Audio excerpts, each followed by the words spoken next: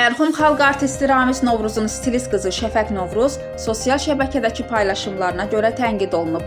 Bugün TV Axşamaz saytına istinadən xəbər verir ki, Şəfəq erməni stilist Georgi Kotun Soçidə keçirilən tədbirinə qatılıb.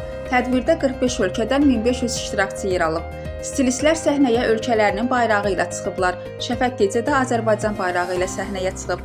O görüntülərini sosial şəbəkədə paylaşıb. Videolardan birində isə onun Georgini öpməsi yer alıb. Sosial şəbəkədə isə onun erməni ilə səmimi görüntüləri tənqid edilib. Şəfəq isə ünvanına yazılan tənqidlərə əhəmiyyət vermədiyini bildirib. O, sosial şəbəkədə erməni ilə görüntülərini tənqid edənləri axmaq adlandırıb. Stilist erməni ilə fotosunu yayımlayaraq, çox dəyərli müəllimim, mənim üçün müqəddəs adam, səndən dönmərəm, əziz müəllimim, mənə ikinci nəfəs verən, uğur gətirən, məni hər kəsin yanında uca, hörmətli tutan insan, ölkələr arasında ayrı-seçkilik görməyən insan, ürəyi brilyantım. Bəli, müəllim tələbə üçün ilahi bir insan olmalıdır sözlərini yazıb. Hüsniyə Salmanova, Bugün TV.